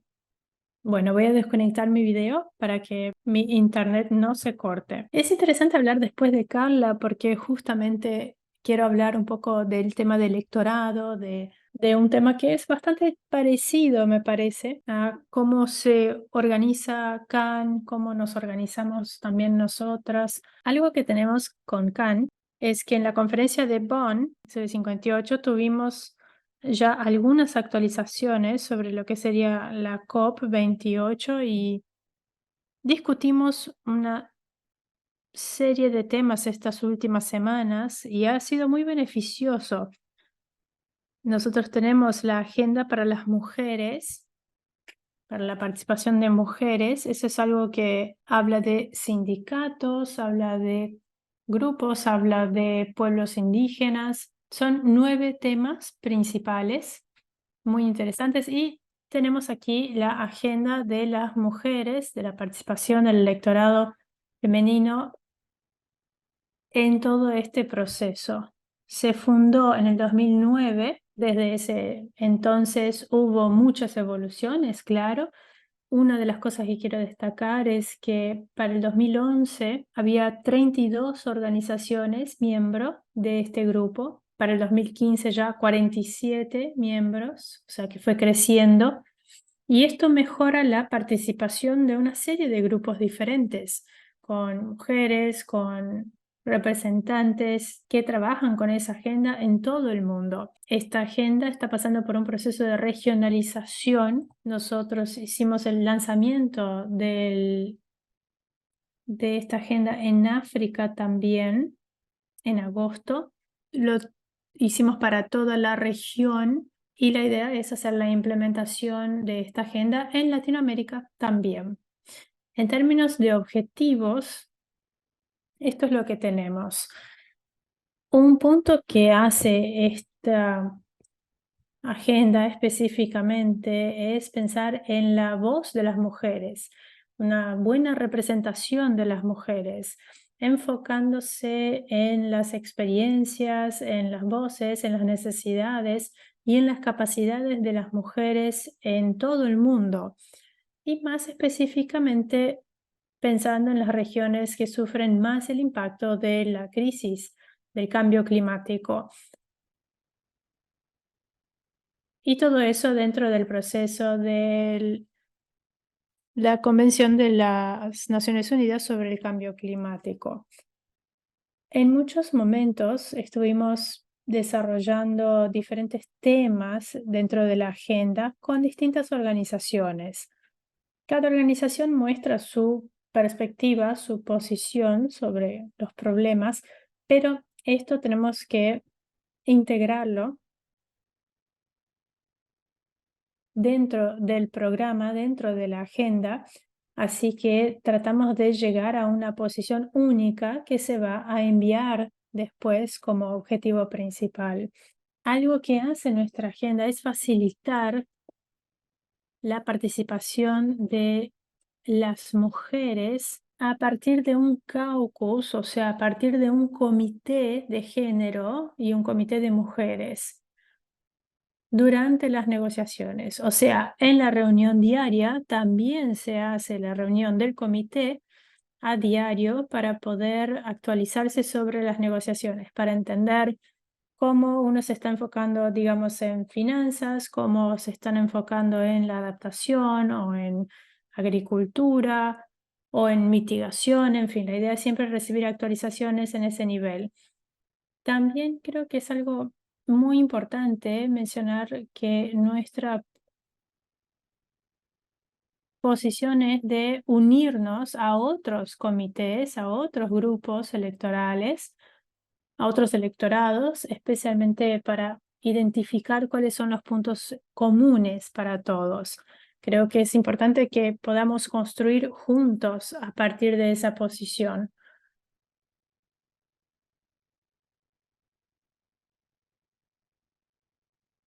Muchas veces los puntos que tenemos, los puntos comunes, son fuertes y podemos trabajar juntos. Aquí tenemos nuestro comité facilitador, son mujeres increíbles que están justamente aquí en las fotos para que las vean. Cada una representa una región distinta en el mundo. O sea que de esa manera es posible facilitar la participación más activa de diferentes mujeres en varias partes del mundo, siempre hablando de la justicia climática. Yo creo que algo que podemos destacar es cómo funciona nuestro grupo. Voy a intentar resumirlo. Algo que hay que destacar es que este programa tiene la idea de mejorar la participación significativa de las mujeres dentro de los programas de la Convención de las Naciones Unidas sobre el Cambio Climático. Una de las maneras como esto funciona es que hay, digamos, charlas, llamadas con el equipo del secretariado para organizar reuniones para entender mejor cómo mejorar o profundizar la agenda. También se coordina la participación de representantes de WGC en diferentes comités y organizaciones de las Naciones Unidas. El año pasado, por ejemplo, cuando estábamos llegando, ¿no?, al momento de comenzar la COP27, me acuerdo que se organizaron algunas reuniones, una reunión específicamente con la presidencia en Egipto para poder presentar la posición de África en esta agenda, en la COP27. También hay una coordinación con otros grupos aliados, y servimos para coordinar los puntos que se van a enviar. Siempre que hay consultas sobre algún tema específico, el grupo de trabajo se junta para discutirlo. Nuestro grupo trata de entender cuáles son las posiciones, los puntos comunes, ya sea en el tema que sea, finanzas, mitigación, lo que sea, otra cuestión que se esté discutiendo en ese momento. Hablamos de pérdidas y daños, en fin, el tema que sea más relevante. Normalmente, eso lo hacemos con diferentes niveles de comités y también con la presidencia. Y de esa forma podemos tener mejor participación con la presidencia. Además, hay un intercambio constante de información, cosas que ya se han discutido, cuestiones logísticas, otros tipos de información práctica que pueden ayudar a prepararse. Bien, aquí no voy a profundizarme en todos los detalles de la presentación, voy a comentarles rápidamente que tratamos de tener una participación colectiva, común. Normalmente cuando hay algún tema que se esté negociando y que esté tomando un camino distinto al que esperábamos, nosotros a veces hacemos protestas o tal vez organizamos reuniones. Esto lo hacemos a la mañana para tratar de hablar con los negociadores, mostrar que no estamos satisfechos con esas discusiones o con los resultados. Bien, para participar, aquí están todos los datos. No voy a profundizarme aquí en este tema, pero si quieren, aquí están los enlaces para unirse al grupo. Ahí en el sitio Women Gender pueden entrar al sitio y encontrar más información para unirse. De esa manera podrán participar más activamente. womengenderclimate.org. Básicamente tenemos aquí personas que defienden los derechos de las mujeres, activistas, feministas, la Organización de Justicia de Género. La idea es poder trabajar como observadores también en la COP. Lógicamente, claro, dentro de los criterios de electorado normal, pero queremos poder participar también en esas discusiones. Y también para eso tenemos el caucus o el comité de las mujeres. Bien, creo que no me queda más tiempo, así que vamos a ver, aquí en el sitio tienen más información. Vamos a ver si hay alguna pregunta. Muchas gracias. Muchísimas gracias, Faith. Perdón, no quise cortarte ni interrumpirte. Espero que estuvieras terminando. Creo que sí, ¿no? Fue una presentación fantástica con muchísima información y información práctica sobre cómo juntarse, ¿no? Queremos incluir la presentación de Faith en el correo que enviamos después de la reunión. Faith, estoy segura que va a haber preguntas para ti en el chat, pero bueno, las haremos al final, si no te importa. Bueno, muchísimas gracias y ahora le paso la palabra a Miguel Ángel Jerez Pereira, que es de la Plataforma Boliviana de Acción frente al Cambio Climático. La plataforma es una plataforma de jóvenes y tiene Alcoy y también Yango, y están con nosotros hace 4 años, y tenemos a Miguel aquí para hablar de lo que significa trabajar con Yango como plataforma nacional, cuáles son los resultados y algunas de las necesidades que han surgido para seguir mejorando el cambio de poder y la agenda global. Miguel, muchísimas gracias por estar aquí con nosotros y te cedemos la palabra. Gracias por la presentación y por la invitación. Igual un saludo a todas las personas que nos están siguiendo y que están retroalimentando esta jornada, ¿no?, de intercambios de experiencias con sus preguntas.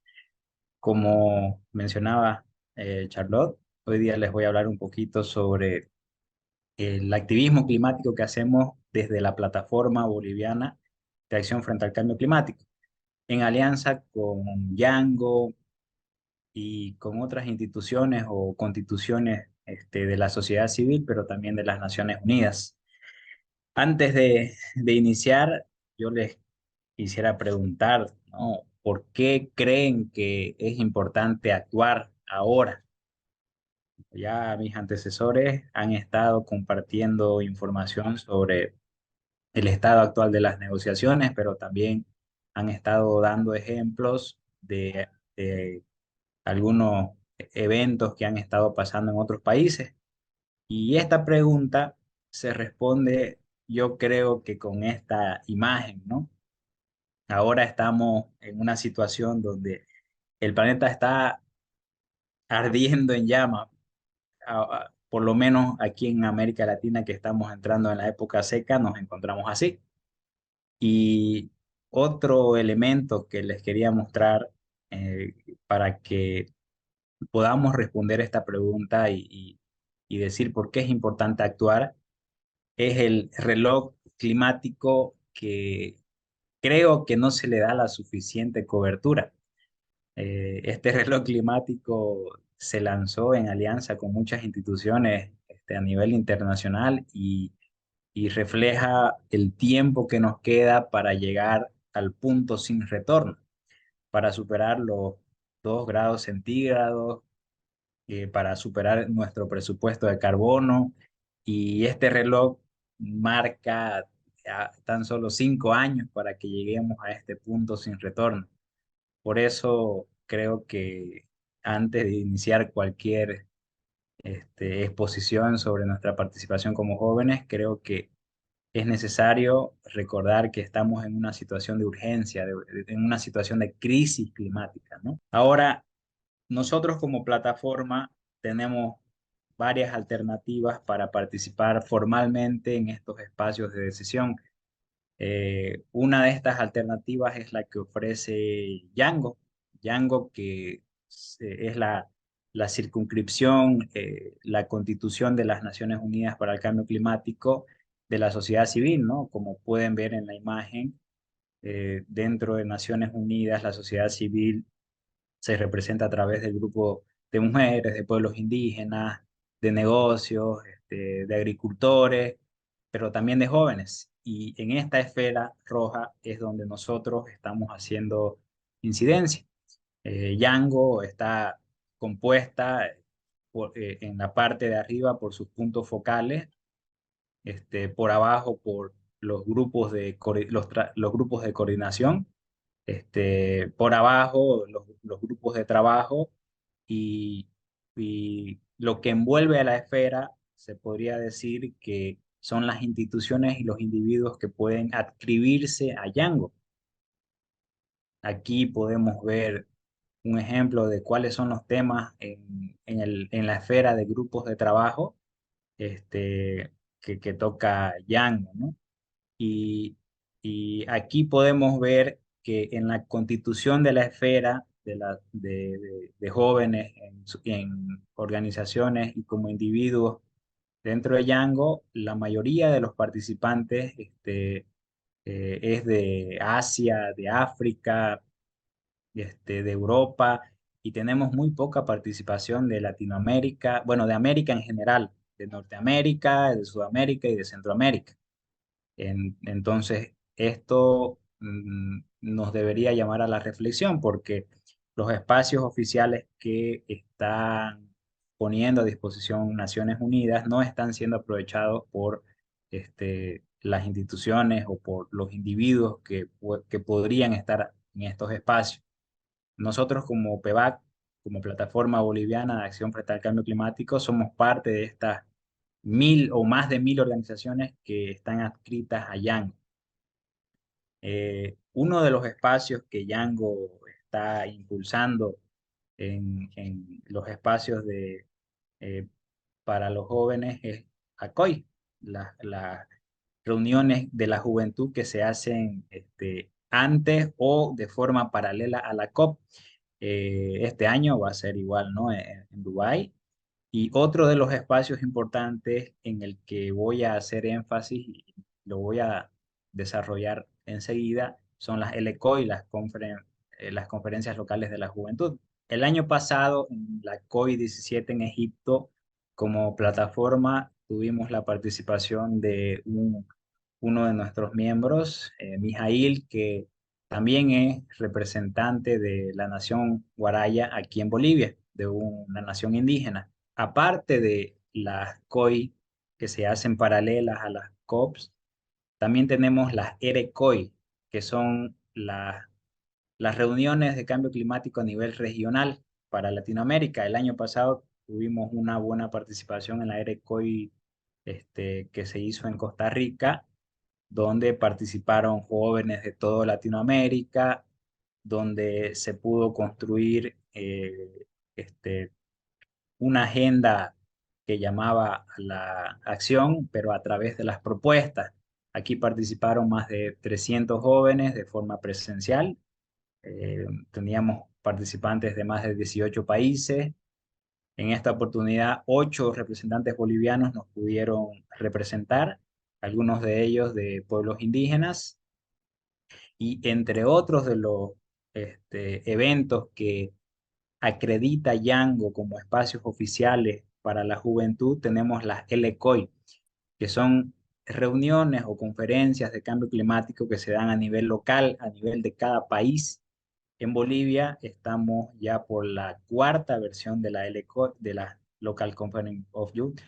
El año pasado tuvimos la LECOI número 3. Aquí algo que hay que poner sobre la mesa es que para Bolivia apenas estamos en la cuarta LCOI, cuando en México ya están por su 15ª LCOI, si no me equivoco, ¿no? En este espacio también reunimos a jóvenes de los 9 departamentos de Bolivia. Tuvimos alrededor de 1.200 inscritos en todo el proceso de seleccionar a los becarios que pudieron participar en el evento presencial que se hizo en el departamento de Cochabamba, aquí en Bolivia. Contamos con la participación de 150 jóvenes del área urbana, pero también del área rural. Teníamos representantes de pueblos indígenas, representantes del pueblo afroboliviano. Es un evento muy inclusivo que cuando las organizaciones postulan a ganar esta acreditación, tienen que demostrar experiencia, pero también un fuerte compromiso por la inclusión. Tenemos que hacer participar a personas de todos los sectores.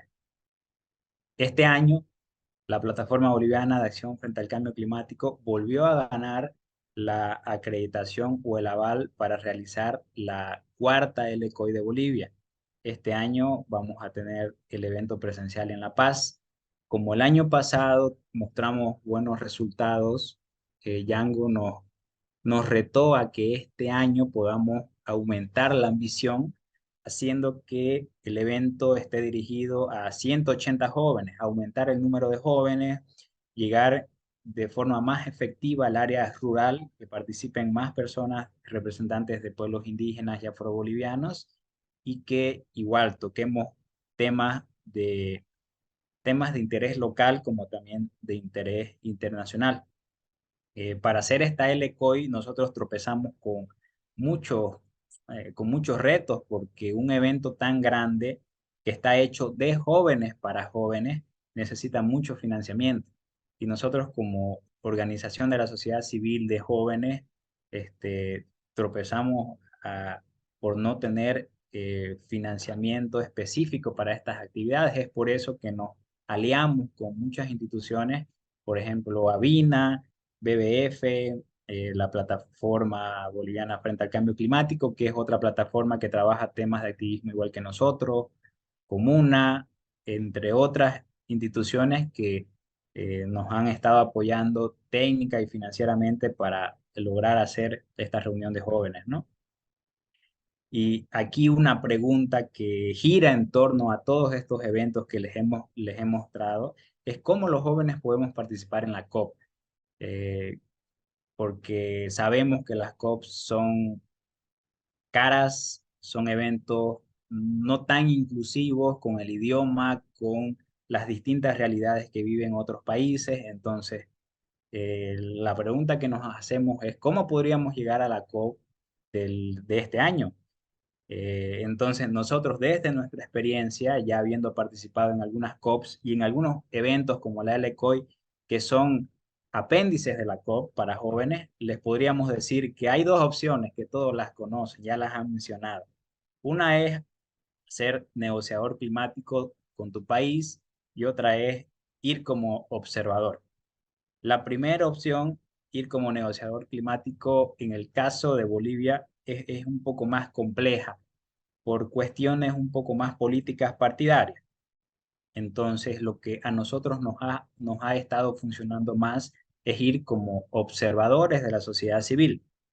En ese caso, el año pasado tuvimos dos representantes de la plataforma que pudieron ir a la COP27 en Egipto, con apoyo de la Fundación Jubileo, de la Fundación Hans Seidel, de UNICEF, eh, para trabajar para estar presente en grupos de trabajo de jóvenes, en grupos de trabajo sobre ACE, este mecanismo de acciones para el empoderamiento climático, entre otros temas. El año, en la COP26, mi persona igual pudo participar como observador en la COP de Glasgow, donde tuvimos igual espacios de networking con jóvenes, con algunas instituciones, con algunas ONG. Aquí pudimos conocer, por ejemplo, a CANLA. Es por eso que después de casi 2 años, ¿no? En algunas conversaciones con CANLA, pudimos ser parte de CANLA. Recién nos mandaron el correo de adscripción la anterior semana, por eso me gustó mucho verla a Carla más hablando sobre qué es CAN o qué es CANLA, esta coalición que nos permite reforzar nuestras posiciones como Latinoamérica en las COPs. Una de las opciones para que ustedes puedan participar como jóvenes en las COPs es, nuevamente les repito, como observadores. Por ejemplo, yo, al estar involucrado en el trabajo con una ONG que trabaja con pueblos indígenas, cambio climático, incendios, yo pude participar en un side event hablando sobre estos temas, ¿no? ¿Cuál es la vulnerabilidad del bosque? ¿Cuáles son los mecanismos que las comunidades indígenas usan para enfrentar el cambio climático? Y aquí aprovechamos también de hacer un fuerte trabajo de networking con otras organizaciones para hablar de la ERECOI, para hablar de la COI y de otros espacios. Algo que no hay que dejar de hacer como activistas es participar en eventos de activistas, porque al final lo que me trajo aquí a mí como plataforma es que es nuestro rol de activismo, participar de marchas, participar de eventos donde se cuestionen las políticas extractivistas, participar de eventos de formación con otros jóvenes que no están tan involucrados en el tema, participar profesionalmente en el monitoreo del carbono, de la biodiversidad, participar increpando o llevando propuestas a nuestros políticos, a nuestros tomadores de decisiones, o participando en eventos de reforestación, entre otras actividades. Esto refuerza y muestra que nosotros como activistas tenemos la capacidad de participar en los eventos como las COPs, como las ERECOI,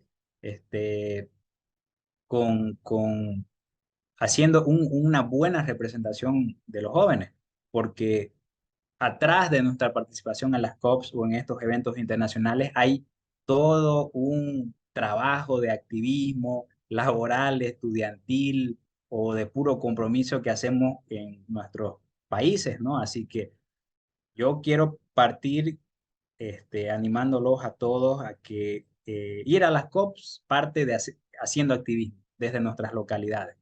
No podemos buscar financiamiento para ir a las COPs sin tener experiencias previas, sin haber generado espacios de forma local en nuestros países, ¿no?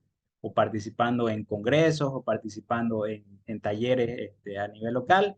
Y quiero cerrar con esta frase que dice que eh, en los próximos años, hasta el 2030, el planeta Tierra tiene que ver la transformación más rápida que hemos visto hasta la historia, porque esta es nuestra misión, ¿no? Estamos con una cuenta regresiva. Así que muchísimas gracias por la invitación y cualquier duda, cualquier consulta, mi contacto está aquí para que podamos seguir dialogando y todos tenemos que hacer un llamado a la acción, ¿no? Así que con todas las personas que están, a todas las personas que están participando, las animo a que podamos entre todos hacer un llamado a la acción. No sé si para esta COP que ya está encima o para la próxima o para los otros eventos paralelos que el Sistema de Naciones Unidas genera, ¿no? Pero es importante que llamemos a la acción entre todas las personas que están. Muchísimas gracias, Miguel. Es un mensaje muy poderoso el del final. Muchísimas gracias. Me gustó mucho aprender sobre cómo funcionan los ELCOI, cómo se conecta con miles de personas jóvenes que quieren trabajar en espacios de la Convención Marco de las Naciones Unidas sobre el Cambio Climático. Bueno, se nos está terminando el tiempo. Me gustaría agradecerle a todos. Me encantó ver que hay muchas oportunidades para trabajar antes y después de COP a través de diferentes vías, pero que también está el electorado que está haciendo mucho trabajo, coordinando entre ellos, y hay mucha sinergia, ¿no?, entre sus trabajos. Eso es algo fantástico. Sé que íbamos a terminar ahora, pero tal vez tenemos tiempo para una o dos preguntas y después ya cierro la reunión. Por favor, incluyan en el chat si tienen alguna pregunta o comentario. Ya veo aquí una pregunta para Faith que dice: es excelente aprender del WGC. ¿Y cuál es tu relación entre WGC y los puntos focales de la agenda nacional? Estos suelen ser parte del ministerio a cargo del clima o del ambiente, medio ambiente. Generalmente negocian la agenda y hay una relación muy cercana con los puntos focales. Por ejemplo, entonces muchas veces hay consultas que se realizan en COP con estos puntos focales. Es importante también el compromiso para monitorear cómo algunos países están tratando de realizar y cumplir con sus compromisos de género en estos programas. Espero que haya respondido la pregunta. Sí, muchísimas gracias, Faith. Estoy viendo si hay más preguntas aquí, si no ya voy a cerrar la sesión. Bueno, muy bien, creo que no hay más preguntas. Si los oradores pueden compartir sus presentaciones, sería genial, así podemos mandarle las presentaciones a todos los que se registraron y a todos los que vinieron hoy. Hay mucha gente que dijo que esto es muy valioso para muchas personas y es una de nuestras metas apoyar a los aliados locales con respecto a la COP, y aquí hemos visto muchas oportunidades para aprovechar todo lo que tenemos disponible. Y también aprendimos a cómo coordinarnos para participar en un evento tan complejo como la COP. Muchísimas gracias a ustedes tres, gracias a Andrés y a Salim, y también gracias al equipo que ayudó a que esto fuera posible. La verdad, esto requiere a mucha gente de BCA, al Resilience Hub. Fue realmente un esfuerzo de todos y vamos a compartir las grabaciones con ustedes. Muchísimas gracias también a los intérpretes que trabajaron arduamente para que todos podamos entender. Muchísimas gracias y espero que algunos se vean presencialmente en COP o también en otros eventos. ¿Nos podemos sacar una foto del grupo? Sí, claro. Creo que sí, a ver. Voy a pedir al Escejo que nos ayude con eso. Bueno, muy bien. Muchísimas gracias a todos y todas. Adiós.